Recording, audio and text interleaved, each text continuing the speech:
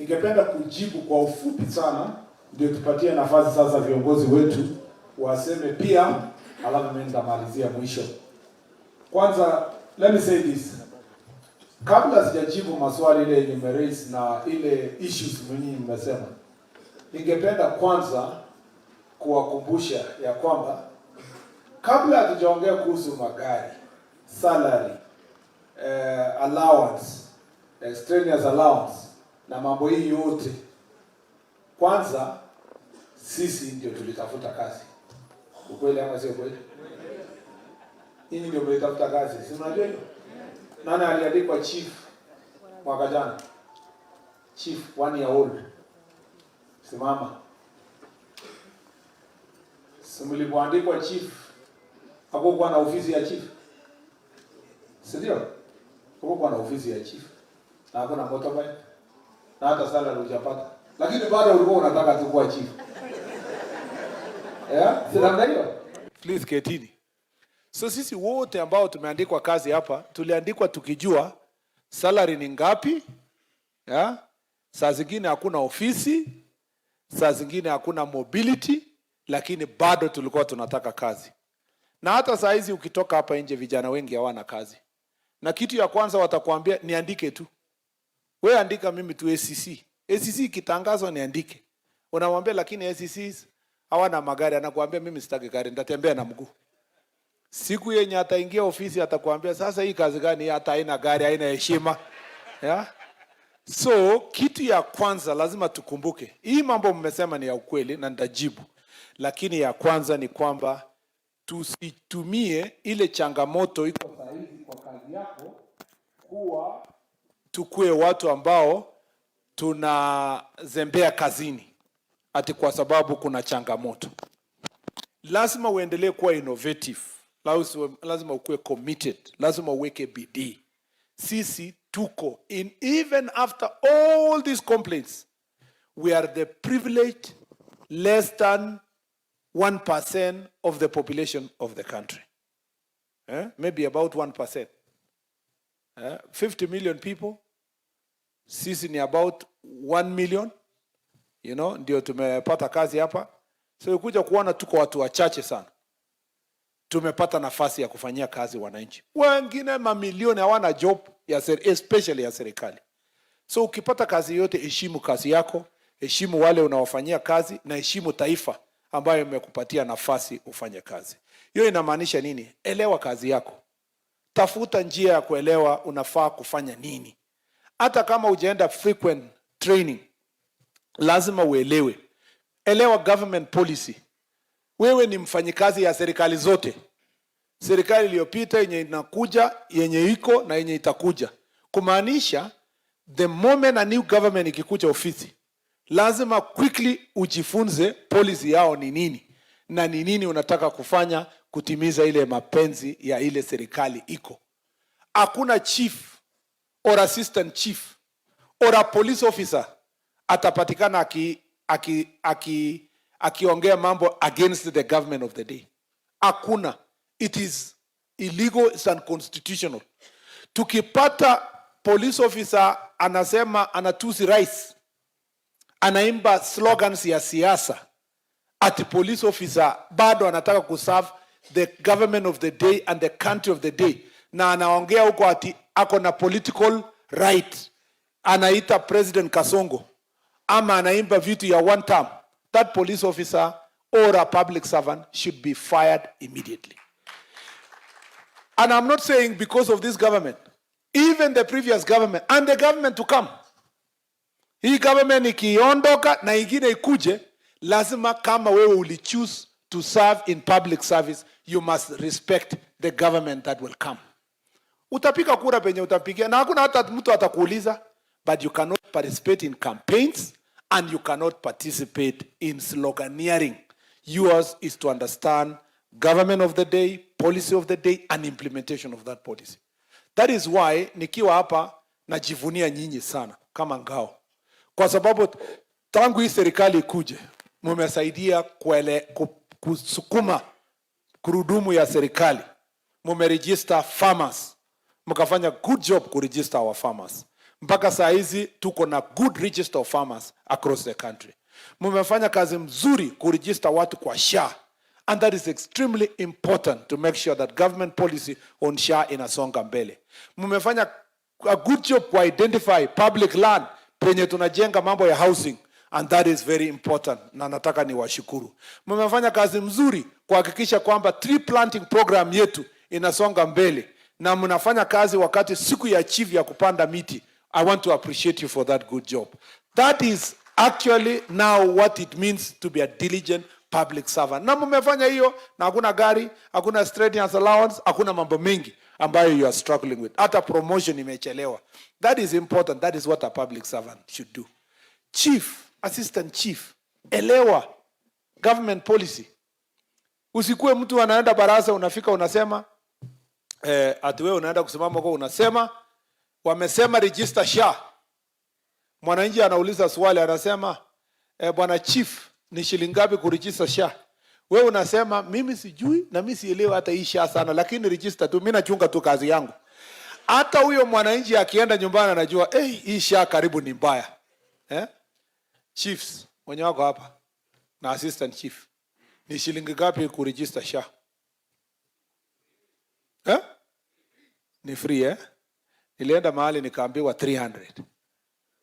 Nikajua hiyo ni huyo chief ajeelewa mambo ya SHA, ama alikuwa anatafuta 300 yake ya registration.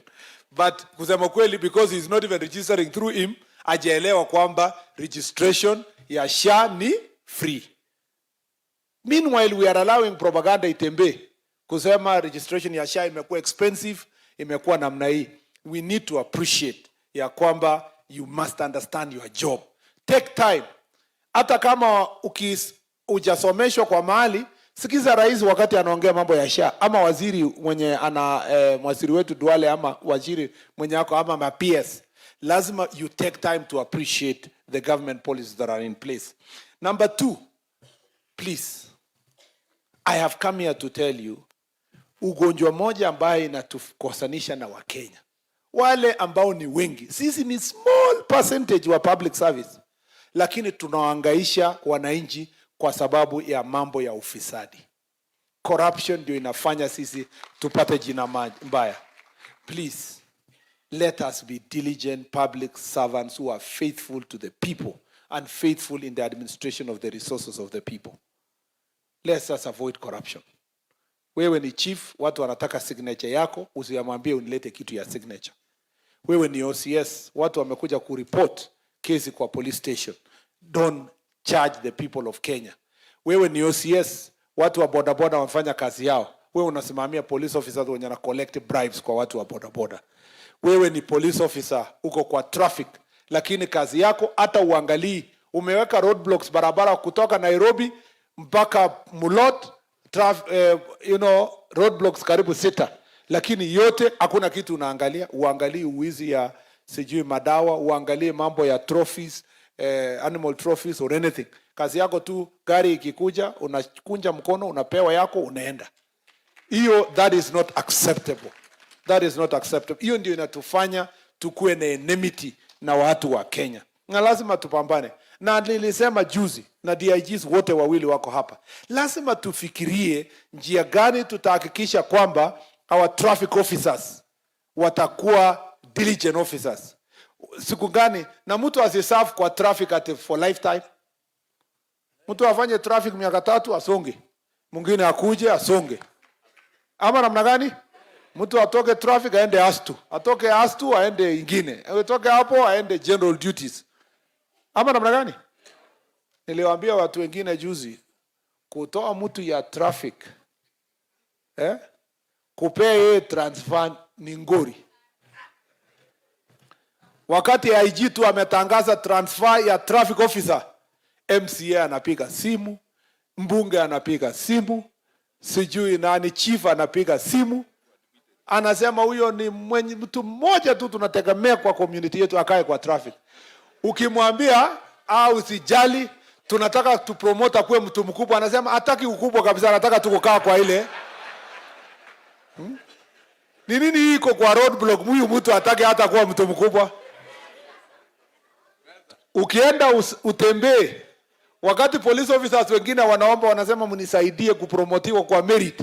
Mtu ya traffic ataka hata promotion ya merit, anataka kukaa pale kwa traffic. We need to make sure that we are rotating these police officers and make sure that there is no complacency on the part of our police officers. And we must all of us fight corruption. Because wananchi wako hapa. Pia nyinyi mnajua tu makosa umefanya. Because it takes two to tango. Hii ni nini inakufanya wewe kama conductor ama driver ya gari ukishafika tu roadblock unatoa tu pesa hata hujaulizwa na mtu? Hata huyu askari hajauliza, wewe ushatoa. Why? So wewe unajua gari yako haujapeleka service ndio? Haujapeleka inspection, haina side mirror, haina fire extinguisher, haina nini. So the first thing, lakini also wananchi wengine wanasema wanatoa kwa sababu kufanya kesi na polisi inachukua time na lazima usonge. So unatoa ukiendanga. So we must take position ourselves to see how we can jointly put our hands together to fight mambo ya corruption kusonga mbele. Hii Narok tumeambiwa kuna shida kadhaa. Mambo ya mashamba. Nimekubaliana na nyinyi na nitapeleka ujumbe kwa Lands Ministry kwamba it is important for land officers to be more diligent, na also mambo ya corruption kwa lands office iangaliwe. Ndio inalete watu kupigana na kuletea chiefs na our security officers including police officers kuletea hawa makesi yenye wangekuwa nayo kama mtu angechukua hongo kwa ofisi ya lands. So I will take that seriously. Meanwhile, let us continue helping our people to make sure that they resolve mambo ya mashamba, wafanye suluhisho kupitia njia ya amani. Muite mabaraza, tuongee pamoja, tuhakikishe kwamba tunasaidiana pamoja. Pia ninajua kwamba kuna mambo ya illegal firearms. Nimeambiwa kuna bunduki haramu zimeanza kuingia aswa pande ya Transmara. Hiyo ni ukweli? Ama sio ukweli? Kwa nini mnasema kwa low tones? Mnaogopa kusema kwamba kuna bunduki haramu zinatoka Tanzania na kuna zingine zinatoka huko West Pokot mpaka huko Uganda border, zinaletwa zinakuja kupiganisha watu hapa. Nimewaambia police officers here, the Inspector General, the Deputy Inspector General of Police here, in the next 1 month nimewaambia wafanye whatever operation they can do to get rid of all the guns that are found in Narok County. Because this is a place, thank you very much DIG, this is a place where we don't need even ati watu wanasema tu wanataka guns ati wanajichunga from their own neighbors. We need to get rid of all those illegal guns. Na kwa hivyo nataka kuambia habari na nitasema kwa upole. Wale wote wako na bunduki haramu warudishe kwa polisi immediately. Kwa sababu itakuwa uchungu sana polisi wakikujia. Na narudia tena, wale wote wako na bunduki haramu warudishe kwa polisi, because wakikujia itakuwa uchungu, na itakuwa uchungu sana sana sana. Na nimemaliza. Na mkifikiria ni ile ya kawaida mtashangaa. Tuko na system na hatutasumbua raia. Hii ati zamani police operation ilikuwa ni kupiga wamama, kupiga manyumba, kupiga kuku, kupiga ng'ombe. Hakuna hiyo. Tuko na uwezo kama National Police Service, iko na uwezo sasa ya kutoa ile mayai imeoza directly kutoka katikati na kuondoka. Ninaomba tu wananchi watupatie information. Cooperate with the police officers, give us information. The rest is our job to make sure that we get rid of those who have illegal guns.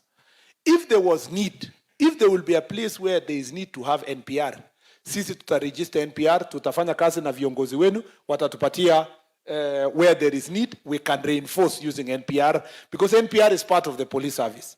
But for civilians who have illegal guns, I want to tell them that they must get rid of those guns immediately. Kitu ingine hapa Narok, gender-based violence. Na nataka support ya chiefs na assistant chiefs. Kuna ile normalization. Na hiyo ni shida iko hapa South Rift yote. Iko hapa, iko Bomet. Na imekuwa normalization of gender-based violence. Mtu anapiga bibi yake, watu wanasema, unasikia mtu amelia kwa hapa, anasema, unauliza mtu na nani analia, anasema ni baba nani ana discipline bibi yake. Ati ni discipline tu kidogo inafanywa. That is not allowed. There is nothing like a man disciplining or an adult disciplining another adult. That is violence. Hiyo ni vita. And we must confront it directly head on. We must not normalize gender-based violence. Na pia kuna wamama wanapiga bwana zao. Ukweli ama sio ukweli? Especially wamama wenye washaona bwana yake amekuwa mlevi na kwa bahati mbaya amekuwa addict. Sasa mama anateka advantage, anasema siku zile alikuwa na nguvu, huyu alikuwa ananisumbua. Wacha sasa nikanyake mpaka ajue mimi. Ati ninamdiscipline ndio awache pombe. Mama, bwana yako akikuwa mlevi na ni addicted, peleke yeye rehabilitation center. Wewe una uwezo ya kufanya discipline ya kuchapa bwana yako. We don't want gender-based violence in our country. Pia kuna wale ambao wanasaidiana kufanya FGM. FGM is considered also part of violence against our girls. And I want to say that all the chiefs, kwa location yako, kama FGM inaendelea, wewe chief, you are responsible for that FGM. Hakuna mtu mwingine atakuwa responsible. Na kuna chiefs wanaangalia the other way na kusema hiyo ni culture, iendelee. You need to appreciate. Ambia watoto wote na wazazi wenye wanataka kukeketa wasichana yao, wangoje msichana apite 18 years, yeye msichana mwenyewe achipeleke aende akeketwe akiwa 19 kwenda mbele. Lakini below 18, those are children, and we must make sure that in areas where there is gender-based violence, including what is called FGM, must be dealt with. Chiefs, mmenisikia? Vile naona sura zenu, you are not convinced. Ama nyinyi ndio mnasema hii ni culture. Mmenisikia, chiefs? So, any case which will be reported where FGM imefanyika, we will also go for the chief, we'll suspend the chief, aende kwa discipline, asongange akienda nyumbani. So that mjue it's not a joke. There is no FGM that will happen without the involvement of the assistant chief and the chief. While the chief, once you have reported to the police, now we will shift the blame to the OCS and the team that they have not done their work to make sure that there is reinforcement. So OCS na chief, you have to work together. Pia mambo ya pombe haramu na bangi na mambo ya cocaine na mambo mengine. We have to make sure that we get rid of all pombe haramu from our locations and sub-locations. Again, kama vile nimesema kwa sehemu zingine, hakuna pombe inaendelea kwa sehemu yoyote yenye chief ajui na OCS ajui. Ukiona mama bima anaendelea kupiga chang'aa na anaumiza wananchi, ni either chief na OCS wanashirikiana pamoja to make sure that hiyo pombe iendelee. Again, we will take disciplinary action against any chief and OCS where the area of jurisdiction has this prevalence of these issues. It's okay. If you arrest na umepeleka kotini, I understand. Because nimeambiwa saa zingine unafika kotini, kabla hata hujafika hapa, hujafika nyumbani, hata umepitia tu kusalimia rafiki kwa town. Kurudi your area of jurisdiction, unapata ule mtu alikuwa anapika pombe, ashafika area kabla wewe. Kwa sababu ashaachiliwa na kotini. We will also work with our court users association to see what can be done. Pia, mkipata pombe, mwaga pombe yote. Exhibit ya nini? Chukua tu kidogo ya nusu jerrycan upeleke for exhibit kwa government chemist. Hiyo ingine umwage. Na ukistakiwa, tutakupatia Attorney General's office kurepresent nyinyi. Na that is your work as DCC to make sure that any chief mwenye anapelekwa kotini kwa sababu ya kazi yake amepewa support by us, our ministry, through the Attorney General's office. Hakuna chief anafaa kutumia pesa yake kuenda kotini kwa ile kazi amefanya. Lazima apewe allowance ya kwenda kotini ama transport ya kwenda kotini na asupportiwe na Attorney General's office kufanya kesi. There should be no way. Na government ikikuwa fined, sio chief, ni government yote ikikuwa fine, na sisi lazima tutakuwa diligent kwa kufanya kazi hiyo. So let us support our chiefs. Mwaka hiyo pombe, alafu tutasonga mbele huko. Na pia OCS msipeleke exhibit mingi kwa police station mwaka, kwa sababu wale askari wako addicted, wanakunywa exhibit kwa police station. So punguza ikuwe kidogo ndio isilete ile shida yenye tuko nayo. Now all police officers also who are addicted at their station, let us take them for rehabilitation. Tusiwache hao wakuwe vile inakuwa. Nimekubaliana na nyinyi. Shida kubwa sana kwa law enforcement is political interference. Political interference. Mheshimiwa anakimbia anasema toa huyu because anajua chief hawezi toka, anakuja. The victim is always OCS, DCC. Hata sio ACC sana, DCC na OCS atoke. DCC na OCS atoke. From ministry perspective, I have given directions to our ministry officers. Na mno SNA ako hapa. PASA ako hapa, Principal Administrative Secretary na SNA. Let us not transfer our officers for mere political expediency ya wale ambao wanakuja ofisi yetu. Officers wakuwa transferred, asante sana, ikuwe ni based on evidence. Yo political leader akileta, analeta sauti ya wananchi. Sisi tufanye kwanza investigations mpaka we are convinced kwamba that thing is beyond just pleasing the political leader who is in office. Because tukiendelea namna hiyo, we will demoralize officers. Hata benye umetoa ukipeleka huko, akifika huko, he will not stand firm for the people. He will be standing firm for the political leaders because they know they have the power to transfer them. Political interference with the police officers and political interference with our ACCs, DCCs, it must come to an end. We must support them for the work they are doing. And that is a challenge on our part. Na mliona nakaa ngumu sana. Si mliona ninakaa ngumu?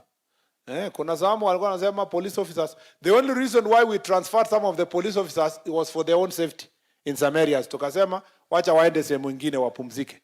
Pale mlichoma police post ya hapo Angata Barakoi. Si mlichoma GSU. Si mlisema hamtaki polisi. Tulitoa polisi. Wakaenda. Nimefurahi leo hakuna mtu amesema mrudishe GSU huko. Asante sana, Mungu awabariki. Tutaendelea na kazi vile iliko. Na mkitaka turudishe GSU camp kwa Angata Baragoi, tutafanya hivyo. Mwende mchenge a new camp using your own money, ijengwe hapo, na mnunue gari nyingine ile mlichoma muweke hapo, ndio tutarudisha hao wakuja hapo. We do not want this situation where people are attacking police officers and then they want to have their cake and the same times eat it. If you want us to support you, mseme okay, wale ni wachache wenye walifanya hiyo ukora, then patia sisi hao wakora, we will arrest them, ndio sasa sisi tujenge that police station. We will not allow situations where the society also encouraging situations ya kuchoma police station, kupiga police officers and so forth. Even as we talk about police officers excesses, we must talk about excesses against the police officers and against the installations of police office. So hiyo ndio nimesema, na kama itabadilika then community waite baraza yao wahakikishe kwamba hizo vitu zimekuwa addressed.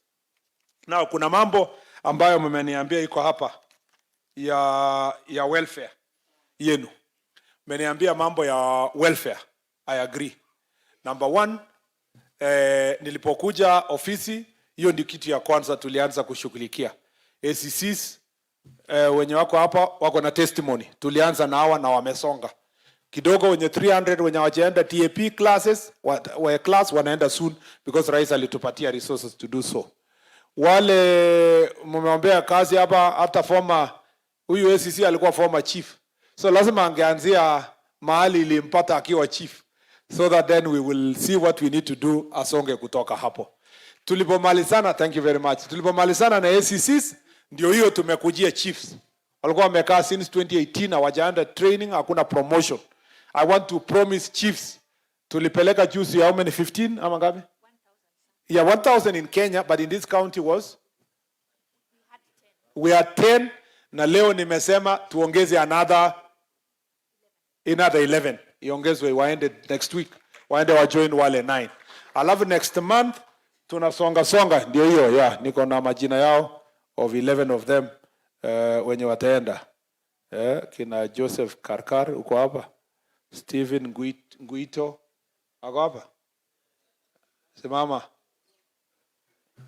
Wana report siku gani? Oh ya kesho waende. Kesho asubuhi. Tatafute transport. Simama. Ni kwa nini uko shy? Utaki kwenda kukanyaga parade? Wapi Joseph Karkar? Wapi Steven Nguito? Huyo alisema mkutano wa waziri sio kitu serious. So tunaweza replace yeye.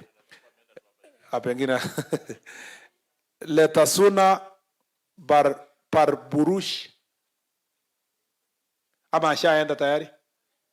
Alipewa report? Huyo mtafute mwenye wako hapa. Tungani na Bala. Very good. Parseina Lotaluo. Very good. Geoffrey Ntaya. Very good. Na Lilian Choi.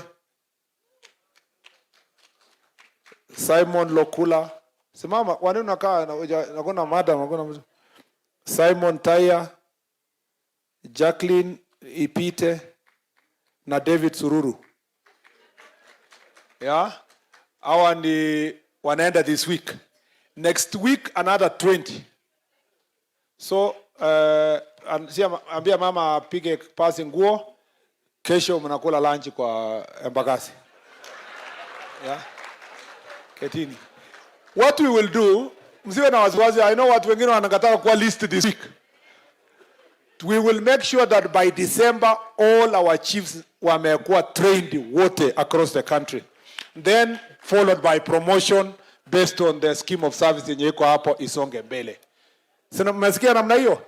Hii kitu yenye imeenda training this week ni fruit ya jukwaa la usalama. Jukwaa la usalama ndio tumefanya hivyo, ifanye hiyo kazi isonge hapo. Pia mambo ya welfare. Mmesema kwamba kwa SCCs wetu, DCCs na mambo ya mobility generally. Tunafanya procurement saizi ya kununua magari. Nimesikia vizuri sana, especially for our officers, police officers. Tumesikia vizuri sana. We need to urgently complete the procurement ya vehicle. Uzuri moja chairman ako hapa. My friend, in fact, the whole committee ingekuwa inanifuata kwa mikutano ndio muone ile shida iko hapa. So we need procurement ya magari urgently for ACCs, DCCs na police stations yetu na also OCPDs ama sub-county commanders. We have challenges across the country. The procurement process going on will complete soon. We don't want ile aibu inaendelea. Madam mzuri kama Gaki hapa ameongea mzuri. Sasa mnaona huyu madam ni mtu ya kupanda pikipiki. Just imagine huyu ACC, wacha hata hiyo. Hata ameshika mtu ya bodaboda hivi. Ule jamaa wa bodaboda hapa anamwambia shika vizuri. Na ni ACC wetu. Akifika baraza kweli atamwambia kitu mtu ya bodaboda. Bwana, we have to do something kwa asante sana Madam ACC. So kwa nini mmecheka hivyo? So we want to make sure ACC moja huko Trans Nzoia aliniambia, who is a lady also, alipanda bodaboda wakati tu sijui hata shetani gani, wakati mkutano tu imekaa kubwa kabisa, watu wamengojea ACC kuja kusimamia solution ya problems wamekuwa nayo. Mtu ya bodaboda I think alikuwa excited, alitaka kuonyesha skills yake. Motorbike kavia off, mama akaangokea maji. Sasa wamama wasema akafungiwa leso ndio aende kuweka baraza. Sasa wakati anasuluhisha shida akitaka kusema the government, anaambiwa government sasa imeanguka kwa maji. So we know the circumstances under which you are operating can be very very embarrassing. The last story niliambiwa Makueni na ACC mwingine kwamba aliangushwa na motorbike, yeye akaanguka na kofia ikaanguka. Ati mtu akashauta akasema serikali imeanguka. So that is a very serious challenge for us. We have to do something about transport ndio tulete respect yenye iko na hiyo ofisi, and the Mheshimiwa Rais is very much aware on those issues of welfare ya transport. Housing is also a challenge. We have had you. We have 17,000 houses yenye itajengwa for police officers, and we will try our best to make sure that they are distributed all over. But for our SECs, we are still working on the budget. We first need to also deal with the office, because in the first place, there is no office. In fact, nimeambiwa na SECs wengi, in very difficult areas, wanaenda kuishi kwa nyumba ya duka. Sometimes because there is no other housing, nenda ukawa kwa nyumba ya duka hapo, inasemekana huyo SECs ako na amechanganyana na watu, na therefore undermines also the authority. We will see what we can do kwa mambo ya housing. Let me now run through. Police stations, sorry. Police stations kwa Kenya is an embarrassment. Ya ukweli. Yeah? Police stations is an embarrassment. And they are police stations ya colonial time. Na kweli kabisa ni kama it's the most ignored facilities in the country. Nilimekuwa hapa Kericho the other day, nikaambiwa Sondu Police Station ilijengwa 1932. Lakini kuna next door Kengen Sondu's Power Station imejengwa na 15 billion. Kuna ka police station hapa hata haijasongeshwa since 1932. Imekuwa stingy, small. So it means there has been lacking consciousness in public service kwa mambo ya police station, if especially in the leadership. I don't know police station yako chairman, lakini nilienda police station next ward kwa county yangu, nilishangaa sana. Nilienda kanisa Jumapili, nikaambiwa tupitie police station. The police station ilikuwa na 2 rooms. One room ilikuwa na OCS. The next room ni chief's office. Sasa cell kwa hapo ni chuma yenye imefinyiliwa chini ya ofisi ya chief. Sasa suspect analetwa na pingu na anafungiwa hapo. Chief akisign mambo yake, suspect ako hapo anaongea. You know? I was embarrassed, and that's my home. And I never saw it for 10 years nikiwa senator. You know? Because many people don't go to their police station. Sitaki kusema ya DIG. Nikionyesha hata wewe picha ya inaitwa Chepterwai police station. Oh, umetatoroka. Yeah? Na ya huyu na ya IG. Nilimwambia IG juzi nikaona. So there is a problem. Yeah, tumeelewana? Yeah. Chepterwai ni ya matope. Sumesikia tumeambiwa hapa kwamba mumelis ofisi ikuwe police post. Rent isipolipwa mwenyewe anakuja kuweka kuvuli na anafunga mpaka bunduki huko ndani kwa amari. That is not acceptable. We have agreed that we will build new police stations commencing from after the next supplementary budget. We want to build new police stations across the country yenye itasaidia for service delivery. Sisi tumefanya designs, they are done. Yenye inabaki sasa tu ni kukuwa na resources ya kubuild. 2 months, 3 months, hiyo inajengwa. Pia I'm encouraging leaders wajitolee kujenga some of the police stations. Particularly CDF. CDF saizi tuna debate kwa Kenya whether we need it or not. Why don't we build the police stations kama ile mliniambia ya Ololunga? Yeah? Ilikuwa ni ya? Yeah. Ololunga. Nitakuja kufungua hiyo ndio ikuwe kielelezo kwa other police stations across the country na tukuje tusaidiane kwa huko. Pengine hata iko lakini haina viti. So wacha nikuje nione ndio tuangae pamoja tuone how we can be able to help each other to make sure. Please waheshimiwa, tusaidiane using CDF to build as many police stations as possible, but also county government ya hapa. With the resources you get from the park, you can build a few police stations. Police station ni pesa kidogo sana. You can build about 5-10 police stations. County zingine, nilienda Kitui walikuwa wamejenga, county government walikuwa wamejenga 10 police stations. And it's possible to do so. And if you need an agreement between us and your county, we can sign so that we build those police. Let us create. Our police officer wanakuja kukusaidia, the tourism police, jui nani. The same police officers need also good working environment. And we need to help them. Mambo ya village elders, the policy is on my table. We are going to work to complete it. Now we want to see. Kuna watu wanatupiga wanasema tunataka, unaona hata ile kijana sio ati alikuwa anaongea kwa ubaya. Alikuwa anasema mnatoa retirees, mnaandika kazi tena, mnampatia salary na wao hawajapata hata kazi ya kwanza. I want to assure you it is not at the employment unapatia village elders. We just want to support their work kwa kupatia small allowance ya kuwasaidia to continue the work they have been doing. We will continue working towards employing our young people.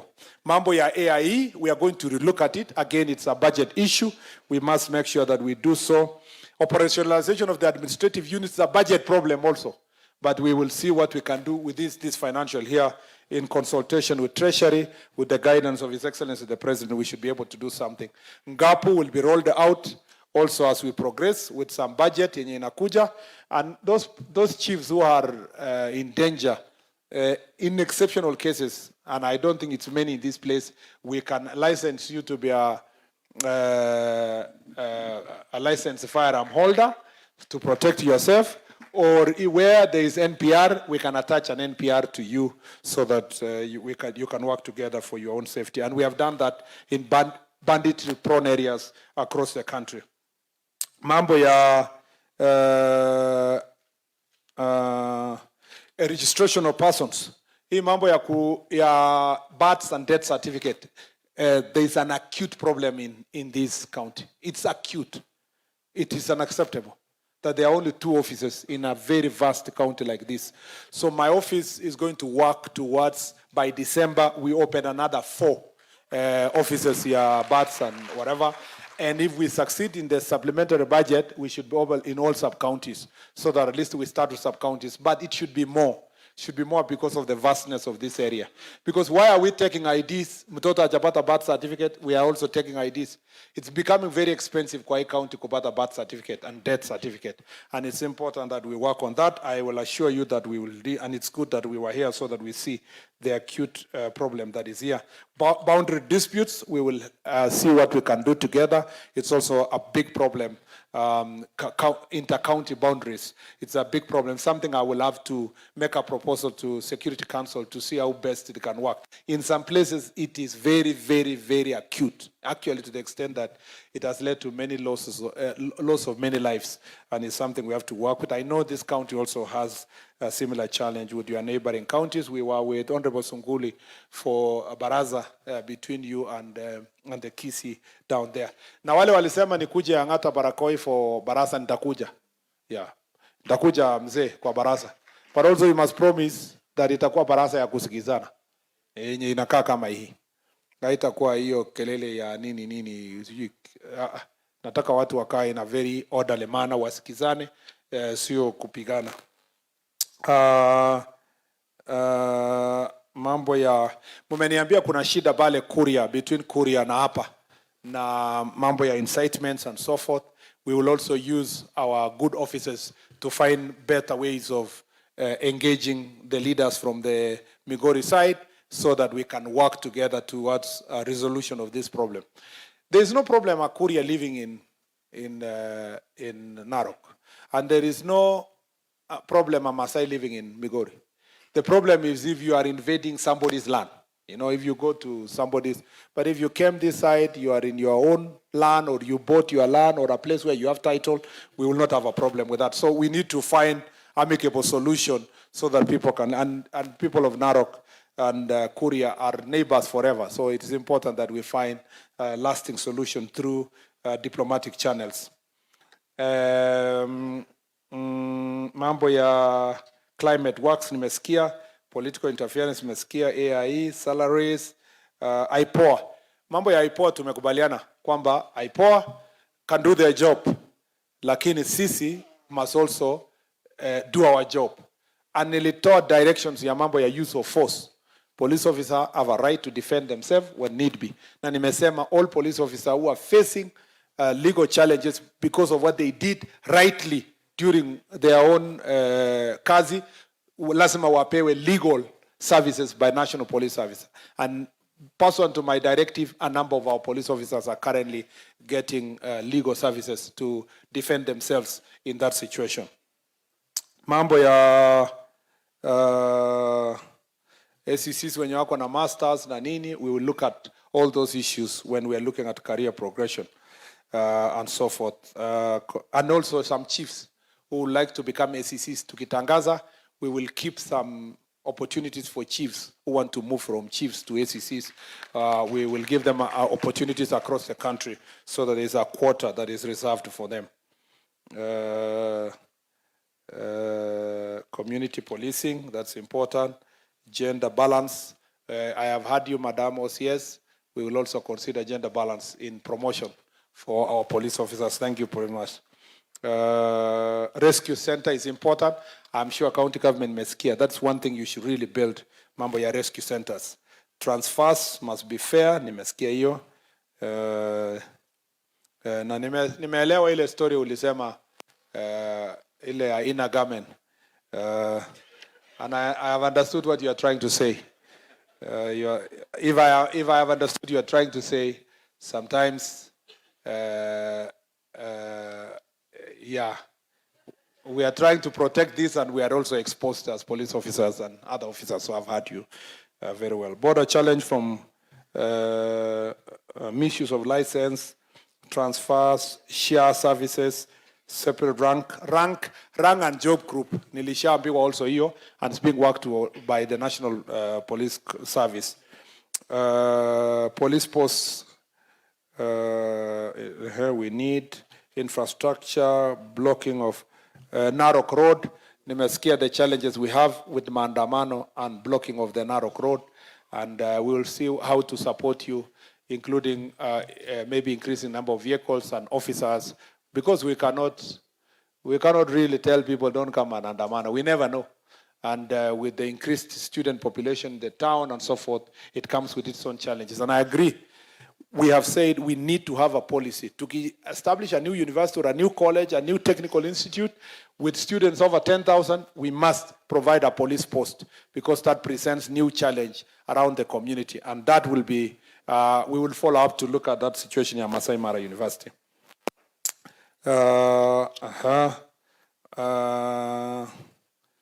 Cattle rustling, nimeshasema hiyo. KFS, I have heard what you've said, and I'll work with my colleague in the Environment Ministry.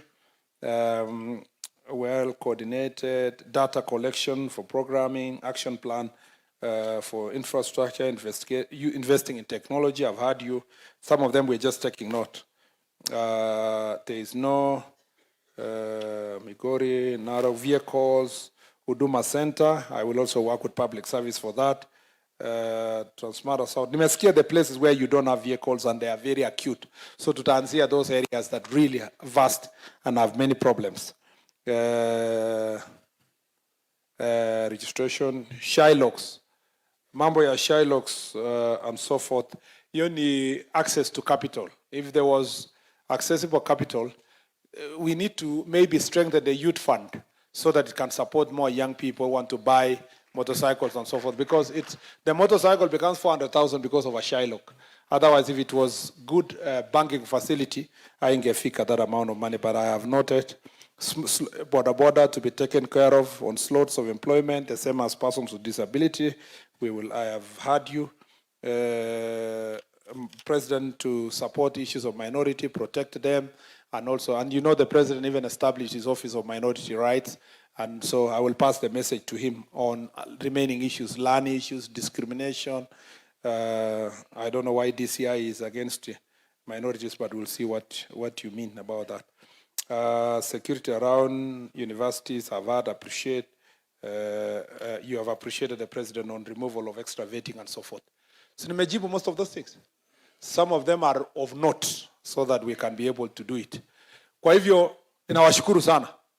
I will still close the meeting later, but allow me now to invite the county commissioner, to invite the speaker. Or rather, let me just invite the speaker. Makes work very easy. Bwana Speaker, kama vile tumekubaliana, you now take over from there. Seme moja na mwenzako moja, and then you call the member of parliament. Who is the member of parliament? You can act for your colleague.